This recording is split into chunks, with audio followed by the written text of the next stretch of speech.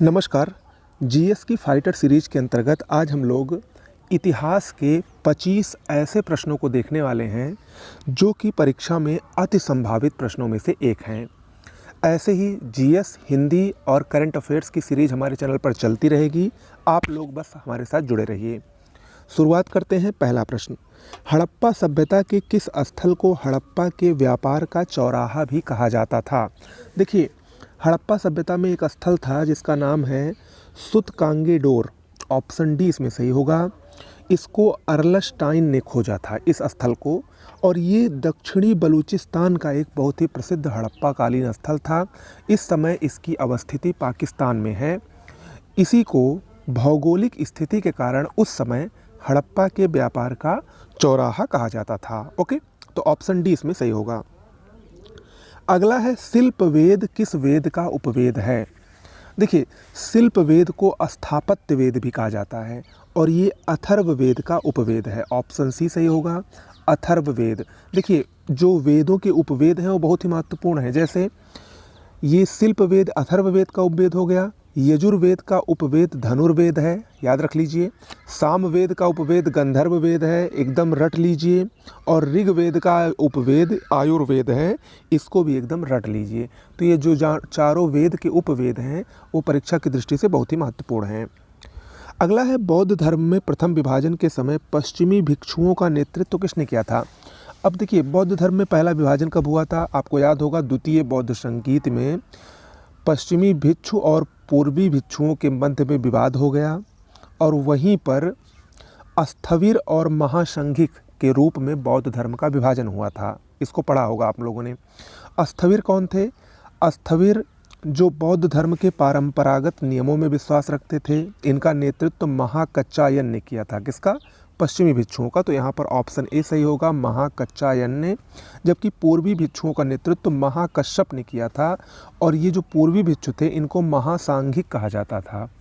देखिए, ये जो जीएस की सीरीज़ है ये महत्वपूर्ण किस लिए है? क्योंकि इसमें जो प्रश्न है वो तो हैं ही अति महत्वपूर्ण, साथ में इसका जो मैं आपको व्याख्यात्मक हल देता हूँ इसमें भी बहुत सारे प्रश्न छुपे रहते हैं। इसीलिए पूरे वीडियो को आपको शुरू से लेकर अंत तक देखना है, सुनना है और रट लेना है। निश्चित रूप से आप देखेंगे कि आरओ या पीसीएस की कोई भी परीक्षा हो उसमें से इसमें से प्रश्न आपको ज़रूर मिलेंगे, ये 100% तय है। ओके, चलिए चौथा प्रश्न है, सिकंदर को किस भारतीय क्षेत्र में आक्रमण के दौरान वहां से 2.5 लाख बैल प्राप्त हुए? देखिए, सिकंदर जब भारत आक्रमण उसने किया था तो एक राज्य था जिसका नाम था अश्वक राज्य। ऑप्शन बी इसमें सही होगा, जिसको मशक कहा जाता था। तो वहाँ पर हुआ क्या था, उसकी कहानी थोड़ा जान लीजिए। वहाँ पर सारे पुरुषों के मारे जाने के बाद वहाँ की महिलाओं की जो रानी थी जिनका नाम था किल ओफिस, उनके नेतृत्व में सिकंदर से उन्होंने युद्ध किया महिलाओं ने। लेकिन सिकंदर ने सारी महिलाओं को मरवा दिया था। ठीक है, यानी पुरुष और महिला सबको मार के फिर वहाँ से सिकंदर को करीब 2.5 लाख बैल प्राप्त हो गए थे, जिनको सिकंदर ने अपने देश यूनान भेज दिया था। तो इसमें ऑप्शन बी बिल्कुल सही होगा। अगला प्रश्न है, अमित्रघात नाम से कौन सा राजा प्रसिद्ध था? सभी लोग जानते होंगे, ऑप्शन बी इसमें सही है, बिंदुसार। बिंदुसार कौन था? ये चंद्रगुप्त मौर्य का पुत्र था। जब चंद्रगुप्त मौर्य की मृत्यु हो गई तो बिंदुसार ही गद्दी पर बैठा था। इसी को अमित्रघात यानी शत्रुओं का नाश करने वाला जाना जाता है। ओके, अगला है, विरूपाक्ष नाम किस देवता से समीकृत किया जाता है? देखिए, दक्षिण भारत में खासकर विरूपाक्ष नाम भगवान शंकर को दिया गया है। शिव को एक नाम दिया गया है विरूपाक्ष, जिसको दक्षिण में काफ़ी लोकप्रिय है। और साउथ में, दक्षिण में आप अगर देखेंगे तो एक विरूपाक्ष मंदिर भी है। विरूपाक्ष जो है वो देवता के रूप में शिव को पूजा जाता था, ये याद रखिएगा। अगला प्रश्न है, निम्नलिखित में से कौन सा गुप्तकालीन मंदिर उत्तर प्रदेश में स्थित है? 4 ऑप्शन दिए गए हैं और चारों ही गुप्तकालीन मंदिर हैं। लेकिन अगर आप इसमें देखें तो ऑप्शन डी, देवगढ़ का दशावतार मंदिर, और ये गुप्त काल का सबसे उत्कृष्ट मंदिर है। कहाँ पर स्थित है? उत्तर प्रदेश के ललितपुर ज़िले में स्थित है। और ये मंदिर भारतीय मंदिर निर्माण में शिखर का पहला उदाहरण है। पहला यही मंदिर था जिसमें शिखर बनाया गया। किसमें? देवगढ़ के दशावतार मंदिर में। 12 मीटर ऊंचा इसका एक शिखर है और यही उत्तर प्रदेश में स्थित है।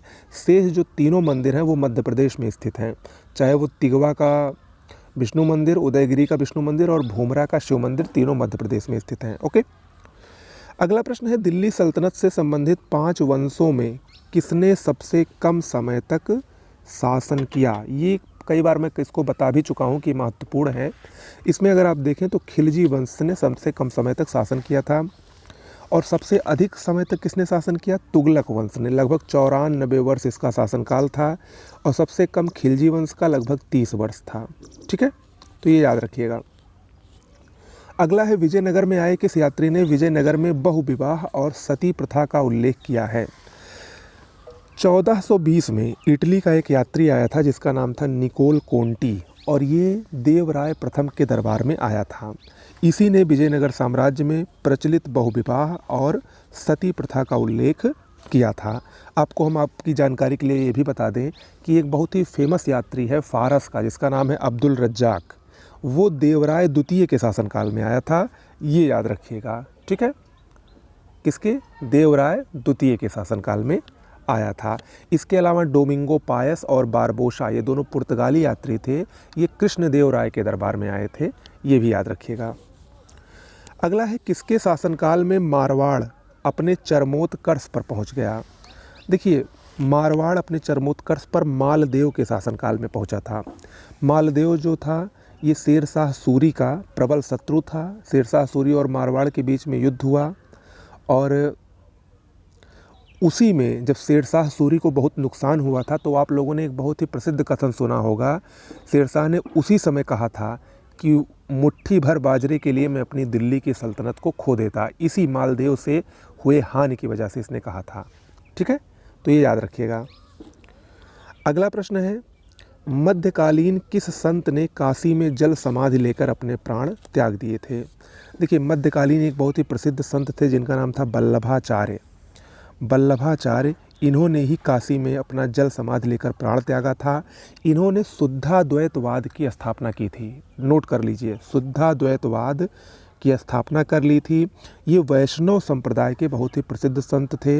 इनका जन्म भी काशी में हुआ था, लेकिन वृंदावन में इन्होंने अपना निवास स्थान बनाया था, और इन्होंने कृष्ण जी की पूजा श्रीनाथ जी के नाम से की थी। कृष्ण जी को इन्होंने श्रीनाथ जी नाम दिया था, और उन्हीं की पूजा ये वृंदावन में रहकर करते थे। ओके, तो ऑप्शन सी इसमें सही होगा। अगला है, बाबर के संबंध में निम्नलिखित में से कौन सा कथन सही नहीं है? देखिए, कथन मैं पढ़ दे रहा हूँ। काबुल में उसने बादशाह की उपाधि धारण की, बिल्कुल सही है। खानवा के युद्ध में उसने जिहाद की घोषणा की, बिल्कुल सही है।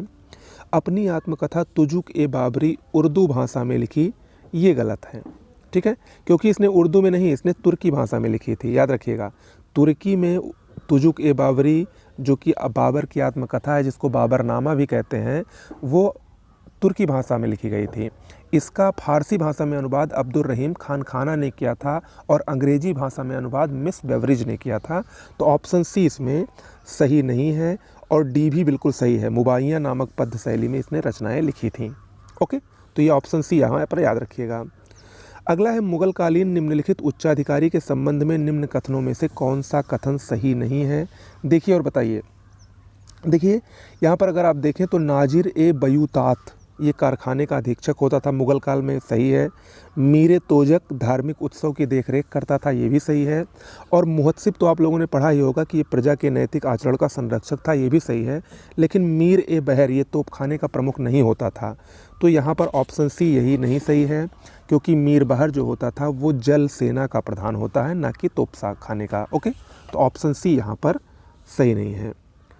आगे बढ़ते हैं। अगला है, इनमें से कौन सा पाषाणकालीन स्थल उत्तर प्रदेश से संबंधित नहीं है? देखिए, उत्तर प्रदेश में बहुत सारे पाषाणकालीन स्थल थे, जिसमें चौपानी मांडो उत्तर प्रदेश के प्रयागराज में स्थित है, बिल्कुल सही है। लहुरा देव ये उत्तर प्रदेश के संत कबीर नगर जिले में स्थित है, बिल्कुल सही है। लखैया ये उत्तर प्रदेश के मिर्ज़ापुर जिले में स्थित है, ये भी सही है। लेकिन हीरपुर ये उत्तर प्रदेश में स्थित नहीं है, तो यहाँ पर ऑप्शन डी सही होगा। हीरपुर ये गुजरात में स्थित एक पुरा पाषाणकालीन या पाषाणकालीन स्थल था। ओके, याद रखिएगा। अगला है, किस उत्तर वैदिक कालीन ग्रंथ में लोहे का सर्वप्रथम उल्लेख मिलता है? देखिए, लोहा आपको पता है सबसे पहले एटा के अतरंजी खेड़े जिले से 1000 बीसी में प्राप्त हुआ था उत्तर वैदिक काल में, और उत्तर वैदिक काल में अथर्ववेद की रचना हुई थी। तो सर्वप्रथम लोहे का जो उल्लेख है वो उत्तर वैदिक कालीन जो ग्रंथ है अथर्ववेद में मिलता है। ऑप्शन बी सही होगा। और अथर्ववेद में जो लोहे का उल्लेख मिलता है वो लोहे के रूप में नहीं, उसको आप लोगों ने पढ़ा होगा, उसको स्पेशल नाम दिया गया है श्याम अयश। उसको क्या कहा गया है? श्याम अयश। ओके, तो याद रखिएगा। अगला है सहेत महेत नामक स्थान किस महाजनपद से संबंधित है? देखिए सहेत महेत ये दो स्थान हैं, ठीक है, और ये दोनों कोसल महाजनपद से संबंधित हैं। श्रावस्ती की पहचान महेत से की जाती है और जतवन बिहार के जो अवशेष है उसकी पहचान सहेत से की जाती है, और इन्हीं को सम्मिलित रूप से सहेत महेत के नाम से जाना जाता है। ओके, अगला है निम्नलिखित पर विचार कीजिए। कुछ मौर्यकालीन अधिकारियों के नाम दिए गए हैं और उनके कार्य दिए गए हैं, आपको बताना है कि कौन से इसमें सही हैं और कौन से नहीं सही हैं। देखिए महापात्र ये ग्रामीण जनपदों की देखरेख करने वाला, सन्निधाता राजकीय कोष की देखरेख करने वाला, आठविक वन विभाग का प्रधान। इसमें आपको बताना है कि कौन सा सही है कौन सा नहीं सही है। तो अगर आप इसमें देखें तो इसमें आपको बताना है कौन सुमेलित नहीं है। तो इसमें ऑप्शन ए जो है केवल एक यही सुमेलित नहीं है, शेष दोनों सुमेलित है, क्योंकि आठविक जो होता था वो वन विभाग का प्रधान होता था और सन्निधाता ये राजकीय कोष की देखरेख करता था। लेकिन जो महामात्र होता था ये उच्च अधिकारी था और ये नगर प्रशासन की देखभाल करता था, ना कि ग्रामीण जनपदों की। तो यही यहाँ पर सुमेलित नहीं है। अगला प्रश्न है सिकंदर के भारत आक्रमण के समय नंद वंश का राजा कौन था? सिकंदर ने भारत पर, अगर आपको याद होगा, तो 326 ईसा पूर्व में यानी बीसी में आक्रमण किया था। उस समय मगध पर नंद वंश का शासन था और घनानंद वो नंद वंश का उस समय राजा था। ऑप्शन ए सही है। और इसी घनानंद को चंद्रगुप्त मौर्य ने पराजित करके मौर्य साम्राज्य की नींव रखी थी, मौर्य साम्राज्य का स्थापना की थी। ओके, अगला है नागवंश की प्रारंभिक राजधानी क्या थी? देखिए नागवंश की प्रारंभिक राजधानी पद्मावती थी। ऑप्शन सी सही होगा। और पद्मावती आधुनिक ग्वालियर मध्य प्रदेश में स्थित है। नागवंश की स्थापना 305 ईस्वी में भवनाग ने की थी। ठीक है, भवनाग। ओके, याद रखिएगा ये। अगला प्रश्न है नाथ संप्रदाय की स्थापना किसने की थी? पेपर में आ चुका है एक बार। नाथ संप्रदाय 10वीं शताब्दी में स्थापित हुआ था और इसकी स्थापना मत्स्येंद्र नाथ ने की थी। ऑप्शन बी सही होगा, मत्स्येंद्र नाथ ने की थी। और उस समय इसका जो मुख्य केंद्र था वो पेशावर था, जो कि आधुनिक पाकिस्तान में स्थित है। 11वीं शताब्दी में बाबा गोरखनाथ इस संप्रदाय से जुड़े और उन्होंने इस संप्रदाय को अत्यधिक प्रसिद्ध भी कर दिया था। ओके, कबीर भी आपको पता होगा वो नाथ संप्रदाय को, नाथ परंपरा को मानने वाले प्रमुख संत थे। ओके, चलिए आगे बढ़िए। रामायण के जैन संस्करण का क्या नाम था? रामायण का जो जैन संस्करण था उसका नाम था पौमचर्यु। क्या नाम था? पौमचर्यु। ऑप्शन सी सही है। और इसको लिखा कितने था? विमल सूरी ने लिखा था। ठीक है, विमल सूरी ने। तो ये बहुत ही महत्वपूर्ण है, ये भी पूछा जा सकता है। रामायण का जैन संस्करण, आपने तमिल अनुवाद रामायण का सुना होगा, बांग्ला अनुवाद सुना होगा, लेकिन जैन में पौमचर्यु उसका नाम था और इसको विमल सूरी ने लिखा था।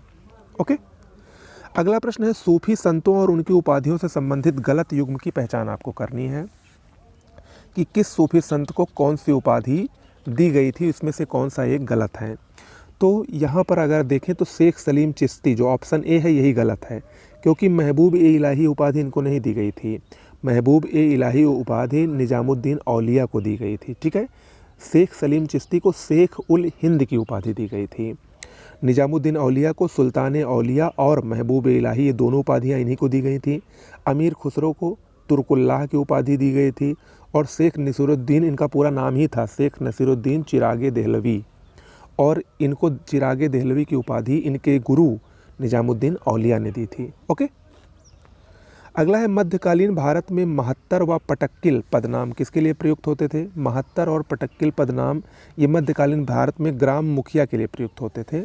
ऑप्शन बी सही है। आपको पता है कि जो मध्यकाल था उसमें ग्राम वो प्रशासन की सबसे छोटी इकाई होती थी, उन्हीं का जो प्रमुख था वो महत्तर कहलाता था और उसी को दक्षिण भारत में पटिक्किल के नाम से जाना जाता था। अगला है मुगलकालीन वित्त व्यवस्था से संबंधित निम्नलिखित कथनों में कौन सा कथन सही नहीं है? यहाँ पर देखिए कुछ कथन दिए गए हैं, आपको बताना है कि कौन सा सही नहीं है। चारों कथन मैं पढ़ दे रहा हूँ। जहांगीर ने निसार नामक सिक्का चलाया जो रुपए के चौथाई मूल्य के बराबर होता था। मुगल काल में सर्वाधिक रुपए की ढलाई अकबर के काल में हुई। मुगल काल में टकसाल के अधिकारी को दरोगा कहा जाता था। मुगल काल में पावला, अधेला और दमड़ी तांबे के सिक्के थे। तो इसमें अगर आप देखें तो ऑप्शन बी जो है यही नहीं सही है, क्योंकि मुगल काल में सर्वाधिक रुपए की जो ढलाई हुई थी वो औरंगजेब के काल में हुई थी, ना कि अकबर के काल में हुई थी। ओके, तो ये याद रखिएगा। और यहाँ पर ये भी बात याद रखिएगा कि अकबर ने एक बहुत ही प्रसिद्ध सोने का सिक्का चलाया था जिसका नाम था मुहर। ओके, चलिए आज का अंतिम प्रश्न देख लीजिए। सल्तनत कालीन भारतीय राज्यों से संबंधित निम्नलिखित कथनों पर विचार करिए। 3 कथन दिए गए हैं। पहले मैं आपको कथन पढ़ते दे रहा हूँ। बंगाल के शासक हुसैन शाह को हिंदुओं में कृष्ण का अवतार माना जाता था। बिल्कुल सही है, ये एकदम सही है, रट लीजिए। बंगाल का स्वतंत्र शासक बारबक शाह बंगाली साहित्य का महान संरक्षक था। इसके दरबार में श्री कृष्ण विजय के लेखक मालधर बसु को संरक्षण प्राप्त था। बिल्कुल सही है ये भी। मेवाड़ के सुसोदिया वंश का शासक कुंभा संगीत का अच्छा ज्ञाता था। उसने संगीत राज, संगीत मीमांसा और संगीत रत्नाकर जैसे ग्रंथों की रचना की। ये भी बिल्कुल सही है। तो यहाँ पर उपर्युक्त तीनों सही है, यानी ऑप्शन डी सही होगा। सभी सही हैं और सभी बहुत ही महत्वपूर्ण हैं, याद रखिएगा, इसको एकदम रट डालिए।